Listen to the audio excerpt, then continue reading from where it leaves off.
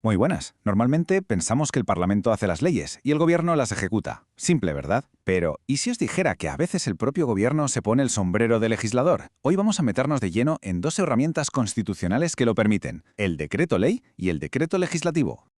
A ver, la pregunta es la del millón, ¿no? En una democracia con separación de poderes, la idea de que el poder ejecutivo pueda crear leyes choca frontalmente con todo lo que hemos aprendido. La respuesta más lógica, de primeras, sería un no rotundo. Y sí, esa es la regla general, por supuesto. El gobierno no legisla, pero ya se sabe que en derecho casi todo tiene un pero. Y aquí la Constitución española nos presenta dos excepciones muy concretas que le dan al gobierno ese poder: el decreto ley y el decreto legislativo. Entender cómo y por qué existen es fundamental para saber cómo funciona de verdad el poder en España. Vale, para que no nos perdamos, este es el plan. Primero, vamos a ver por qué existe este poder tan excepcional. Después, nos meteremos a fondo con el decreto ley, el de la urgencia. Luego, con el decreto legislativo, el de la delegación. Veremos qué controles y contrapesos existen para que no se vaya de las manos y al final pondremos todo en una balanza para ver las diferencias clave. Lo primero que hay que tener clarísimo es una cosa. Estas no son herramientas para el día a día. Son poderes extraordinarios pensados para situaciones muy concretas en las que el procedimiento normal para hacer una ley, que es lento por diseño, simplemente no llega a tiempo, no es práctico. A ver, la lógica es bastante sencilla en realidad. Tenemos dos herramientas para dos tipos de problemas muy distintos. Por un lado, la urgencia. Pensemos en una crisis, una catástrofe, algo que necesita una respuesta legal para ayer. Para eso está el decreto ley. Y por otro lado tenemos la complejidad técnica. A veces hay que regular algo tan enrevesado que es mucho más eficiente que el gobierno, con su equipo de expertos, desarrolle la norma para quitarle trabajo al Parlamento, y para eso tenemos el decreto legislativo.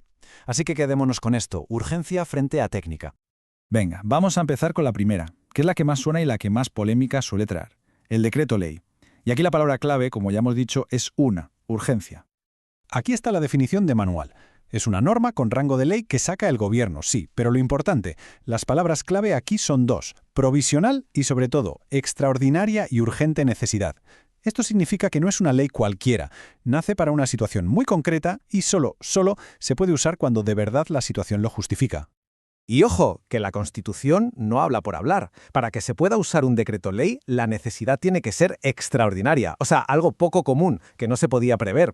Y además tiene que ser urgente, lo que quiere decir que la acción es tan indispensable que esperar a que el Parlamento haga su trabajo normal causaría un daño. Y no vale una sin la otra, tienen que darse las dos a la vez. Claro, aquí tuvo que entrar el Tribunal Constitucional a poner un poco de orden. Y lo que dijo es que no hace falta que el Estado esté al borde del colapso. Habla de una necesidad relativa, es decir, situaciones que surgen de repente y que si no se actúa ya impiden al gobierno cumplir sus objetivos. Esto le da cierto margen al Ejecutivo, pero cuidado, esto no es un cheque en blanco. Y aquí viene lo más importante. Para que nadie se pase de la raya, la Constitución pinta unas líneas rojas muy claras. Vale que el gobierno pueda correr para legislar, pero no puede meterse en cualquier jardín. Hay temas que son sagrados, demasiado importantes como para tocarlos por esta vía rápida. A esto se le llama técnicamente las materias vedadas, vamos, los temas prohibidos. Un decreto ley no puede tocar ni las instituciones básicas del Estado, ni los derechos y libertades fundamentales, ni el sistema de las comunidades autónomas, ni la ley electoral. Es que estamos hablando de los pilares del sistema y eso sí o sí tiene que pasar por el debate tranquilo y meditado del Parlamento. Pero no solo hay límites sobre qué se puede regular, también hay un control político clave, porque el decreto ley, cuando nace, es provisional. Una vez que el gobierno lo aprueba, tiene que llevarlo corriendo al Congreso de los Diputados. Y el Congreso tiene 30 días, ni uno más, para debatir y votar. Y solo hay dos salidas: o le da el visto bueno y lo convalida, o lo tumba y lo deroga. Al final, el Parlamento siempre tiene la última palabra. Vale, dejamos la urgencia y nos vamos a la segunda herramienta, que funciona con una lógica pues totalmente al revés. Si el decreto ley es una iniciativa del gobierno que el Parlamento controla después, el decreto legislativo es justo lo contrario.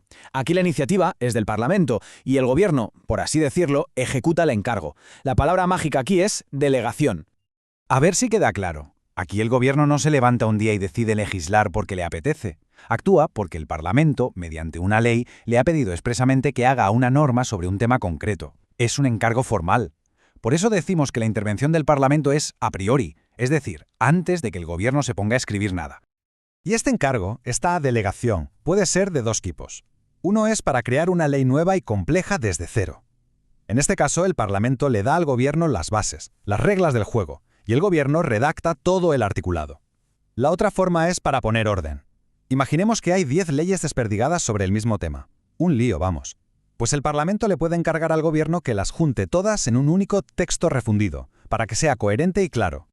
Y claro, esta delegación no es un haz lo que quieras. La ley que la autoriza tiene que ser súper específica, sobre qué materia, en qué plazo. Además, nunca se puede delegar para materias que necesitan ley orgánica. Y, algo fundamental, el Gobierno no le puede pasar el marrón a otro. La delegación es para él y punto. El control está metido en la propia definición del encargo.